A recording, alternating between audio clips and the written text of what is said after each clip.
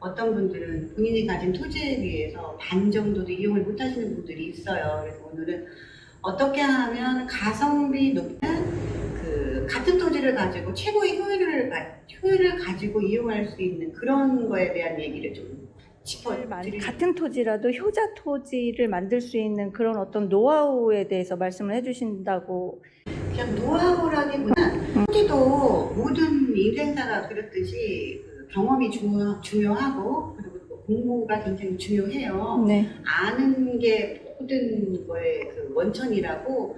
토지도 모르고 섣불리 하시면은 본인 생각만 가지고 의도를 가지고 가시면은 투자랑 굉장히 멀리 갈 수도 있어요. 네. 전문가가 아닌 저 같은 일반인인 경우에는 보통 토지를 구입을 할 때 등기부 등본을 떼서 가장 먼저 저희가 살펴보는 것이 어떤 지목이냐, 밭이냐, 뭐 임야냐, 대지냐 이런 거를 보게 되거든요. 근데 그런 접근 방법이 맞는 건가요? 근데 뭐 그거는 이 토지를 처음 보시는 분들은 그러니까 사람으로 말하면은 얼굴 보시는 거예요. 화장한 얼굴. 그러니까 보통 사람들이 딱 오면은 저에게 묻는 게 이게 밭입니까? 내지는 대지입니까? 이런 걸 자꾸 물어보는데 그거는 이제 토지를 보시는 표면적인 걸 보시는 거고, 실제로 말씀드리면은 밭하고 뭐 집이고 있는 대지 이런 거 굉장히 중요한 게 아니에요. 밭을 만들고 싶으시면은 배추를 심으시면 밭 돼요, 바로. 그리고 대지하고 싶으시면은 조그만 주택 하나 얹으면 바로 대지 됩니다. 집이 올라왔던 자리, 그게 대지거든요. 근데 토지에서 토지의 가치는 밭이냐 아니면은 대지냐 여기에 있는 게 아니라 토지 이용 계획원을 이렇게 떼어보시면은 거기에 용도지역이라고 있어요. 용도지역. 그게 뭐냐면 국가가 그 토지에 대해서 어디까지 짓는 걸 허락한다는, 허가를 내준다는 그 지역인 거예요. 그게 굉장히 중요한 것입니다. 위에 있는 전, 밭, 대 이런 게 중요한 게 아니에요. 저희 같은 일반인들이 토지 구입 시에 고려해야 될 어떤 용도 지역이 그러면 가장 좋은 용도 지역이 될 수 있을까요? 일반적으로 보시면은 계획관리 토지를 굉장히 좋아하세요. 계획관리 토지를 왜 찾냐면은 상가 건물을 졌을 때 그게 허가가 나오는 토지라서 그러는 거예요. 종류는 굉장히 많지만은 뭐 도시지역, 비도시지역 이렇게 계속 나가면 제가 중개사 시험 공부를 시켜주는 선생님 같고, 그건 아니고 계획관리로 제가 잡아드릴게요. 그래서 사람들이 계획관리 토지라고 하면은 산꼭대기 위에 있는 계획관리도 계획관리 토지라고 그래서 덥석 잡고 그래요. 이 도심하고 가까이 개발이 향후에 될 곳에 그런 계획관리나 취약지역을 갖고 계시면은 향후에 상가 건물을 져서 이 앞쪽에 있는 바로 인구가 많은 곳 쪽에서 나와서 그 상가 건물들이 임대가 나갈 수 있는 자리들이 되겠죠. 그런 곳의 계획관리 토지나 취약지역을 잡는 게 굉장히 중요해요. 그리고 또 이 도시마다 특징이 있는데, 어떤 도시에서는 건물이 올라가면 손님들이 많이 오는 거지만 어떤 경우에는 뭐 주차장을 많이 갖고 있어야 된다든지 건폐율이 60%라도 건폐율을, 그러니까 1층 바닥 면적을 다 사용하지 않는 게 더 좋은 경우도 많아요. 근데 제가 손님을 이렇게 많이 보면은 위치가 되게 좋은 아파트 입구의 땅을 가지고 있음에도 불구하고 본인이 가진 대지에 풀로 꽉 채워가지고 건물을 올리는 경우가 있어요. 상가 건물 진 거죠. 뭐 카페 건물이나 이런 거 음식점 건물이나. 하지만 주차장을 하나도 넣을 수도 없을 정도로 풀로 건물을 꽉 채운 거예요. 네. 그러니까 좌우 주변을 돌아보지 않는 거예요. 그러니까 내 건물만 크면 되는 거죠. 그러면 주차는 남의 집 앞에다 갖다 세우든지 그게 가능하다고 생각을 하는 건지. 그래서 건물이나 건축을 하고 싶은 분들은 그것도 전문가하고 좀 논의를 하시지, 본인의 그 욕심이나 본인의 그걸 가지고 내 건물만 커야지 이런 식으로 집을 지면 아무리 좋은 위치에 있더라도 짐이 될 수가 있어요. 오랫동안 공실로 남을 수가 있고, 왜냐, 세입자가 들어와도 주차장이 없는 넓은 건물에서는 견뎌내지 못해요. 차가 못 세워지니까. 그래서 적절한 비율을 가지고 건폐율을 풀로 세우지도 말고 거기에 맞는 주차장에 맞게 적당한 건폐율을 가지고 그 1층 면적을 가지고 올라서 세워야 되는 거예요.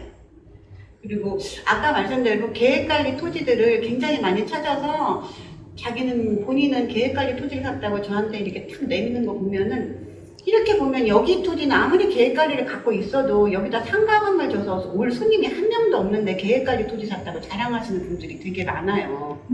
동네마다. 시골 동네 꼬불꼬불 들어갔는데 제가 가만히 들여다봐도 여기 발전 계획이 하나도 없어요. 10년이 가도 20년이 가도 주택지로 좋은 동네에 계획관리 토지를 가졌다고 자랑을 하시는 거예요. 쓸모가 없잖아요. 쓸모가.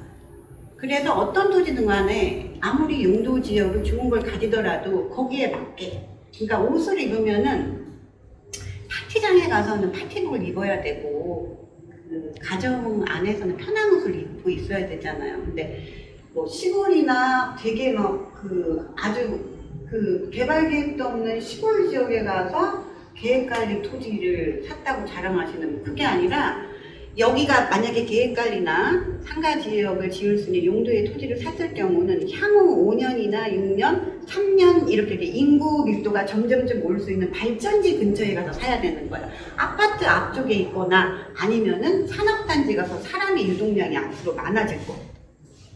그런 곳에 가야만 본인이 생각했던 그런 용도가 같이 매치가 맞는 거예요. 그래야 3, 4년 후에 그 토지 위에 상가 건물을 세워서 임대가 나갈 수가 있잖아요. 그래서 뭐를 사시거나 할 때는 무슨 용도지요? 이런 게 다 중요한 건 아니에요. 앞으로 향후 발전 계획하고 그 토지하고 매치가 돼야 되는 거예요. 그래서 그림을 그리시려고 하시면은 딸랑 그 토지에 대한 그림을 그리지 마시고 그 좌우 주변을 바라보면서 여기서부터 몇 분 내에 얼마나 많이 향후에 도시화가 될 것인가, 인구가 얼마나 많이 들어올 이유가 있는가에 대해서 먼저 생각을 해보셔야 돼요. 계획관리라고 해도 산꼭대기 위에 계획관리가 있으면 상가 건물을 지을 수 있는 게 아니라 산꼭대기에 상가 건물을 지으면 손님 오겠어요? 그런 입지적인 문제가 굉장히 있는 거예요. 그래서 본인이 나중에라도 상가 건물을 올리고 싶다 하면은 상가 건물을 져서 손님이 올 수 있는 위치에 계획관리를 주고 사야 되는 거죠. 차라리 산꼭대기 위에 계획관리를 잡으시면 돈을 좀 더 주게 되거든요. 그럴 것 같으면 차라리 보전관리가 나아요. 좀 싸더라도 거기는 집밖에 안 들어가니까. 그래서 모든 이 토지를 이렇게 할 때는 용도 지역이라고 해서 용도 지역도 거기에 써먹을 수 있는 위치에다가 가진 그 지역하고 맞아야 돼요. 두 가지가 매치가 돼야 되는 건데 무조건 뭐는 좋다더라 이렇게 따라다니면 안 되고, 사실은 그런 문제에 대해서는 전문가하고 좀 논의를 하시는 게, 모르시면 그게 훨씬 나을 수도 있어요. 그리고 토지 문제를 이종의 사촌, 장숙의 팔촌한테 논의를 하는 것보다는 본인이 관심이 있는 지역에 거기 있는 중개사하고 논의하는 게 굉장히 더 전문적이에요. 네. 그 말씀하신 내용을 보면 현재 그 저쪽 안쪽에 그 상가 부지 같은 경우는 주차 시설이 열악해서 사실은 그 상권의 발전에 조금 저해 요소들이 많은 상황이잖아요. 그런 반면에 이쪽에 지금 호탄리 같은 경우는 걸어서 충분히 왔다 갔다 할 수 있는 거리이기도 하지만 여기에 장점은 상당히 넓은 그 주차 시설 같은 부대 시설이 있다라는 장점이 있는 곳이라고 생각이 되는데, 그 세종시 쪽으로 보시면 네네. 지금 이제 호타니가 좋지만 네네. 사실은 호타니와 같은 똑같은 원리를 보시면 돼요. 네네. 아파트 대단지에서 이쪽 개발이 되면서 나올 수 있는 네네. 직통로에 네네. 있는 개인 토지들이 네. 있어요. 세종시에는 몇 군데가 있거든요. 네. 합산리도 있고 네. 내판리도 있어요. 네. 그리고 장군면에 가면 봉안리 쪽에 나가는 길이 있고요. 그쪽 라인에 있는 토지들을 잡으신 분들은 아주 괜찮아요. 가까이. 아파트에 있는 사람들이 차로 빠져나갈 수 있는 바로 첫 번째 만나는 동네들에 가시면 좋은 거고, 지금 현 상태는 호탄리가 좋지만은 또 사생활권 스마트시티라고 제가 저희 부동산에서 그쪽에 있는 금강을 바라보는 그 스마트시티 앞쪽에 합강리를 많이 했어요. 그 이유는 여기 호탄리와 똑같은 이유인 거죠. 아파트 대단지에서 나오니까 첫 번째 네. 동네니까. 지금도 가격이 오르지만 사실 말하면은 앞으로 그곳은 더 많이 오를 거예요. 왜냐면 이쪽에 안에 있는 단독주택지가 산을 낀 곳은 평당 1,200씩 하더라고요. 국가에서 분양한 단독주택지는 영원한 단독주택지예요. 이렇게 개인 토지들을 제가 계속 하는 게, 미래의 발전을 봤을 때는 이런 개인 토지들은 앞으로 상가 건물이 올라갈 자리들이라는 거죠. 이런 모습을 가질 동네들인 거죠. 그래서 토지를 보실 때는 본인이 굉장히 전문가가 아니시라면은 자기가 관심 있는 동네의 중개사라든지 그런 전문가에게 조언을 구해보는 게 굉장히 좋은 거예요. 그게 뭐 내가 모든 걸 아는 것 같지만 사실 이런 말이 있잖아요. 약은 약사에게, 진료는 의사에게, 그리고 토지 문의나 이런 거는 그 동네에 있는 전문적인 중개사에게 하는 게 맞으시고 결정은 본인이 하시지만 그런 전문가들의 얘기를 들어보면 본인이 기억에 남는 게 있어요. 그리고 쓸데없이 크게 리스크를 만들 일도 안 만들 수가 있고, 그래서 제가 여러분들한테 말씀드리는 거는 토지에 관심 있으신 분들은 여러모로 그 주변에 있는 그 관심 있는 동네 중개사들하고 많이 얘기를 나눠보시는 게 굉장히 도움이 될 것입니다. 네. 오늘 또 박 소장님 이렇게 좋은 말씀 듣고 또 연락을 많이 주실 것 같아요. 네. 제2의 이 호타니 같은 땅, 아까 네. 그 말씀하신 삭강리를 비롯해서 네. 여러 곳에 대한 궁금하신 분들은 많이 전화를 드릴 것 같네요. 요즘 같은 네. 경우에는 이제 토지를 보시는 분도 리스크 관리에 대해서 네. 그러니까 저 같은 경우 리스크 관리를 굉장히 중요시하는 중개사예요.